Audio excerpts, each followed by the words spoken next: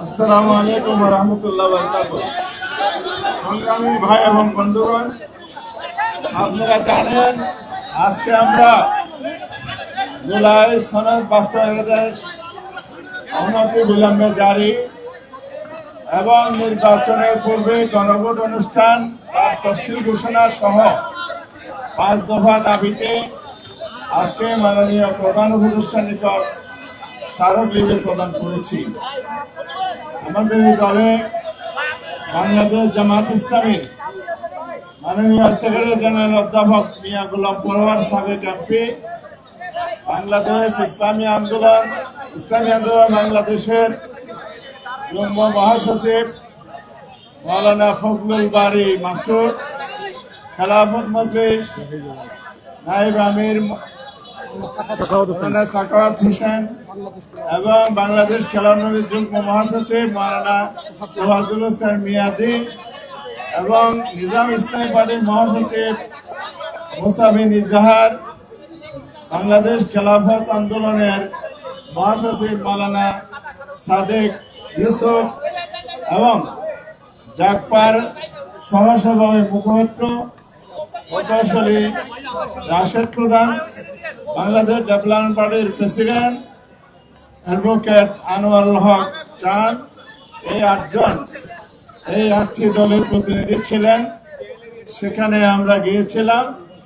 আজকে আপনারা জানেন সাপ্তাহিক উপদেষ্টা পরিষদ মিটিং চলছে। সেখান থেকে সিদ্ধান্ত নিয়ে মাননীয় শিল্প উপদেষ্টা এসে সরকারে গ্রহণ করেছেন। এ ব্যাপারে আজকে আপনাদের উদ্দেশ্যে, জাতির উদ্দেশ্যে এই আলোচনার প্রেক্ষিতে বক্তব্য রাখছেন বাংলাদেশ জামাত ইসলামীর সেক্রেটারি জেনারেল সাবেক এমপি অধ্যাপক মিয়া গোলাম পরোয়ার। আসসালামু আলাইকুম ওয়া রাহমাতুল্লাহি ওয়া বারাকাতুহু।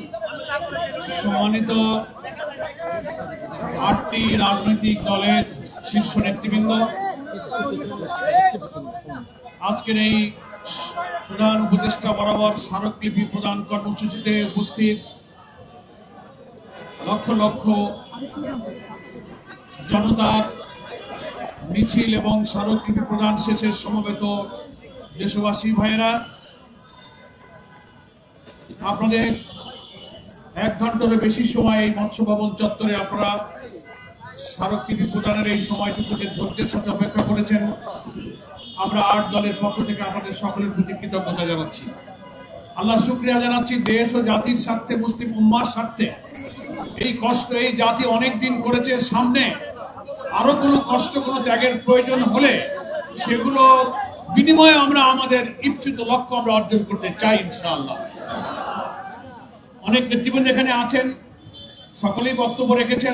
আপনাদের ধৈর্যের দিকে তাকিয়ে আমরা পরামর্শ করেছি যে লম্বা বক্তৃতার আর প্রয়োজন নেই। আমরা জাস্ট স্মারকলিপি প্রদানের বিষয়টা আপনাদের কিছু অবহিত করেই আপনাদের আজকের কর্মসূচি আমরা এখানেই সমাপ্ত করব। আমরা যথারীতি প্রধান উপদেষ্টা বরাবর স্মারকলিপি পেশ করার জন্যই 8টি দলের প্রতিনিধি আমরা সেখানে গিয়েছিলাম। সেখানে মাননীয় প্রধান উপদেষ্টার কার্যালয়ের মহাপরিচালক উপস্থিত ছিলেন। প্রধান উপদেষ্টার পক্ষ থেকে তিনি দায়িত্বপ্রাপ্ত ছিলেন এই স্মারকলিপি গ্রহণ করার জন্য, কিন্তু আমরা রাজি হইনি।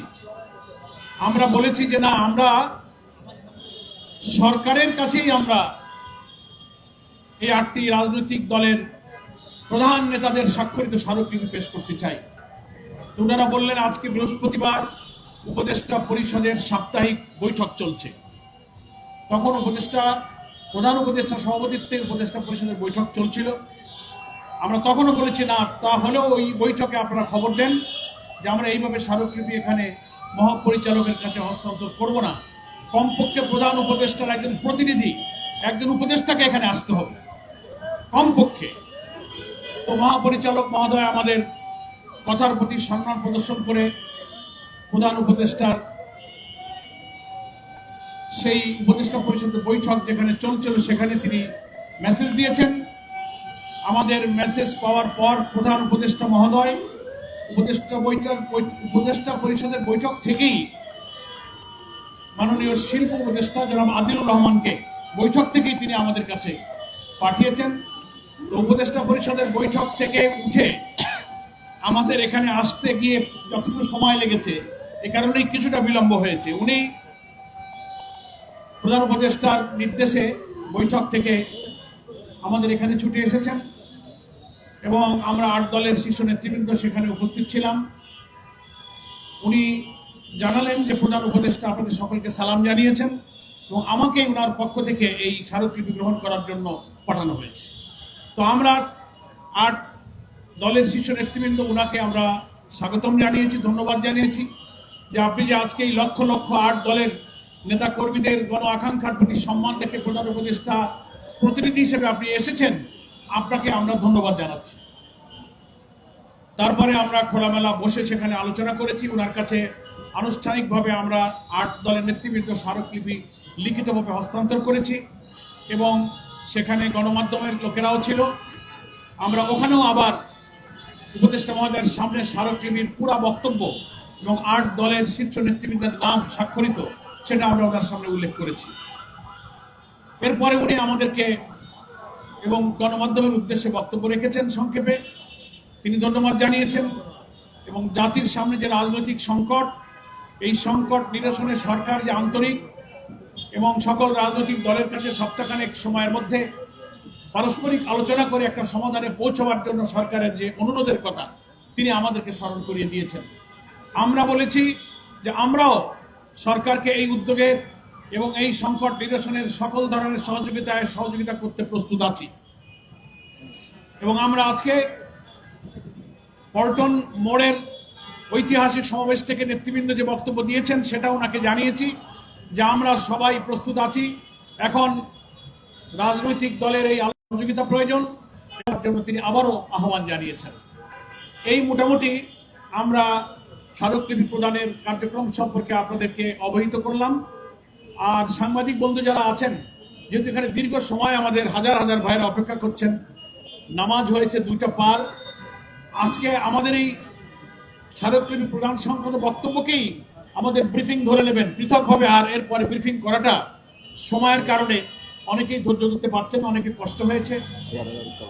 11 তারিখে এই রাজনৈতিক এই 8টি শীর্ষ দলের উদ্যোগে রাজধানী ঢাকায় একটি মহা সমাবেশের যে আহ্বান জানানো হয়েছে সে খবর আপনারা ইতিমধ্যেই পেয়েছেন।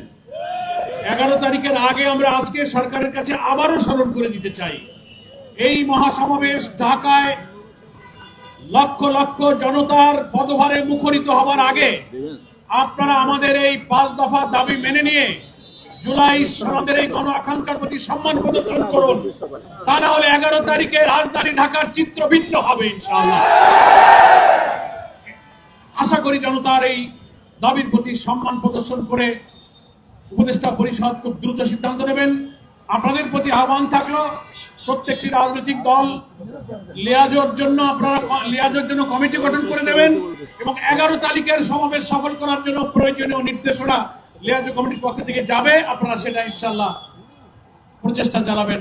সকলকে, সাংবাদিক বন্ধু, প্রশাসনিক দায়িত্বে যারা দায়িত্ব পালন করেছেন, আমাদের সুশৃঙ্খল এই লক্ষ লক্ষ মানুষের মিছিলকে যারা সহযোগিতা করেছেন, আমরা সকলকেই ধন্যবাদ জানিয়ে আজকে আমাদের এই কর্মসূচি এখানেই সমাপ্ত করছি। ওমা তৌফিক ইল্লা বিল্লাহ। আসসালামু আলাইকুম ওয়া রাহমাতুল্লাহি ওয়া বারাকাতুহু। সুবহানাকা আল্লাহুম্মা ওয়া বিহামদিক আশহাদু আল্লা ইলাহা ইল্লা আনতা আস্তাগফিরুকা ওয়া আতুবু ইলাইক। ভাই কিভাবে যাবে তবে বলে গাইড দিয়ে দেন, কিভাবে বলে দেন। সংগ্রামী ভাই বন্ধুগণ, আপনারা রাস্তায় ছেড়ে দেবেন এবং দ্রুত রাজপথ থেকে আপনারা